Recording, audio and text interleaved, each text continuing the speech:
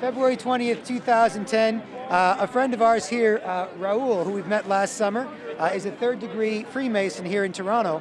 And I personally, I know that there's a lot of stuff out there in the universe about Freemasonry and the conspiracy universe and so on. I've studied a bit myself, but I don't know that much. There was an article in the National Post in September 2007, after a few of us at Toronto 9/11 Truth went to a Freemason open house at University of Toronto, where the National Post quoted us as saying, "We're here to free the Masons." Is there a need to free the Masons? Are they part of something good or bad, or just something that's none of our business? Raoul, what are your thoughts? Well, you know, a lot of people have misconceptions about Masonry, and that's why I'm open to speaking about it today. One of the main things is, you know, people say, oh, they rule the world or run the world. That probably isn't necessarily true, especially like, you know, the main majority of Masons are in what we call Blue Lodge, which is a first, second, third degree, and there's nothing nefarious about it. We're an honest organization, we don't hide anything, and if anything, we try to make things better, either by the individual themselves. So one of the models we live by is we take good men and we make them better. So we even do make sure that the type of individuals that that come to us, we don't just accept them on blind faith. We do a little bit of investigation to make sure that, you know, if they have a criminal record, even if they have good character, maybe they want to join for the wrong reasons, which gives the wrong kind of light of what we're looking for on what Freemasonry is about. Just further to that and how we try to help out, either by spending time or donating money. Since 1964, the Masonic Foundation of Ontario has provided an ethical, responsible, and effective way for Masons to serve communities in this province on a large and local scale. Here are just a few examples of MFO charity in practice and its impact on Ontario communities.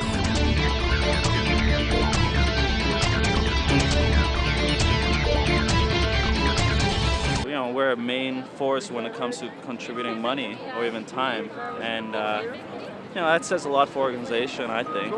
I believe even Sick Kids Hospital over here was created by a Mason. We've given over $1.3 million to the auditory lab, and we are now the international leader in hearing research. And through some of your local chapters, you have supported some of the key projects around the hospital for many, many years.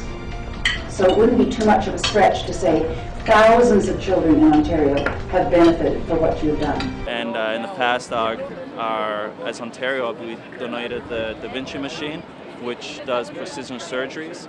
So those are the type of good things that Masonry does. I'm not here to promote it, but what I am trying to do is maybe try to break that idea that it's the negative connotation.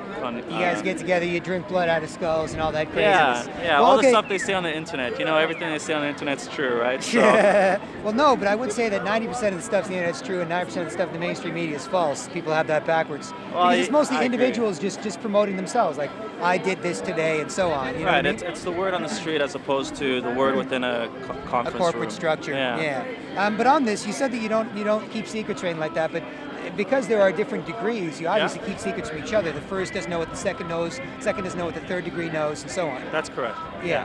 But it's not in the sense of secrets of, you know, how you're going to make $1 million. It's more in the sense of just to distinguish the difference between a first and a second and a third. And, you know, that's mostly based on history. One of the things we like to focus on is history, and so that's what it's based on. You got to remember, if we do look at it from a historical point of view, if you were a Mason, that was your primary job. And if you were to go to another city and say, oh, I'm a Mason, because back then you needed permission to go from one city to another even. But if you're a Mason, a lot of Masons had the freedom to go to one city to another. Specialized skill. Yeah, and if you were to say, oh, I'm a master Mason, I could build your cathedral, pay me, I'm sorry, it doesn't work like that. You know, you have to prove that you're a Mason. How are you going to do that, especially if reading, writing, contracts So it was originally just a union. Yeah. It was a union of people that were certified by this as being Masons, people that could build. Exactly. About what time was that? What time was the timeline of sort of original Masonry that they...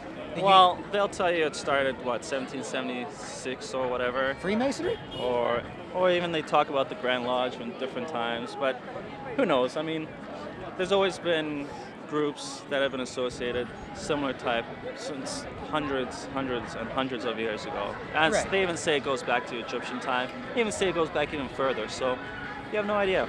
I mean, yeah, I wasn't there.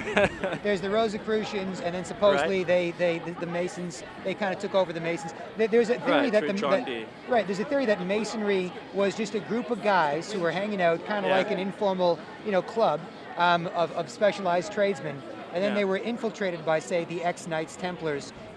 These sort of myths and stories out there, maybe they're myths, maybe they're true, it's all old history, but what is your understanding of that as a third-degree Mason?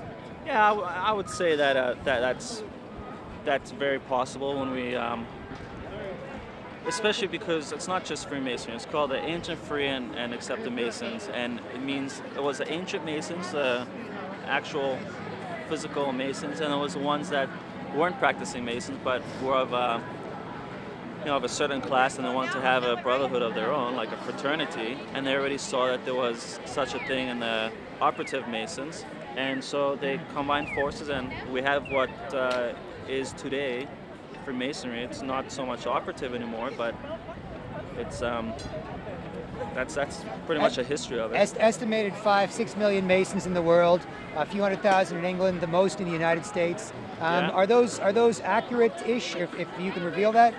Yeah, there are hard numbers out there, and those aren't hidden. I think in Ontario there's about 20,000, which isn't a lot for Ontario. If you go somewhere down to like Pennsylvania, pretty much everyone's a Mason. Yep. Yeah. Wow. So, yeah, it's a big difference. To be a Mason here in Ontario and Canada, it's quite different. You won't necessarily run into people who are Masons. But you go down to Cuba, a lot of Masons. That's the thing. There's all these Masons everywhere. There's millions around the world and so on. You here in flesh and blood apparently are a Mason. I'm poking him, so this is real. so and can you flash your ring? Can you show the there you go. And I'll give you a little story about the ring if you want. Please. In Ontario, it's okay to wear your ring like this. In some parts of the world and even other parts of Canada, they say this is wrong. It should be facing the other way.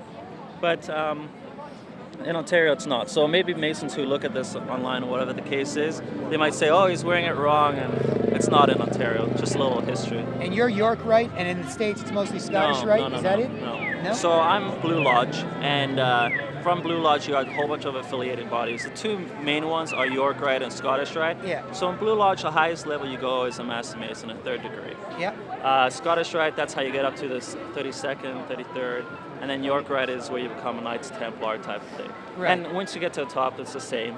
It's equivalent to a 33rd. So. Right. So the top of the third degree is equivalent to the 33rd? Like, are you equivalent to a 33rd degree Scottish? No. No. Thing is, when you talk about Masonry, the highest that they say you go is a third degree. Mm-hmm. But there are other degrees in the affiliated bodies that go higher. Right. But at the same time, this is a little bit of, I guess, a rundown on what Masonry is about. But when you go to Scottish Rite, it doesn't mean you have to do all those 33 degrees, or 32 of them. What you do is you select the ones you want to do. And in some parts of the States, I understand you could become a 32nd within a weekend. I don't necessarily subscribe to that. That's the way it should be, but that's what happens. Well, what are you guys learning? What is this degrees? Like, how do you go from a first to second to third? What is that process, and what are you like? Are you getting better? Are you getting stronger? Can you bench press more? What's the deal? I could probably bench press more with my mind now. It opens up your mind in terms of thinking, and it for me it does. I mean, everyone who joins, they take a different interpretation, but one of the things I see is that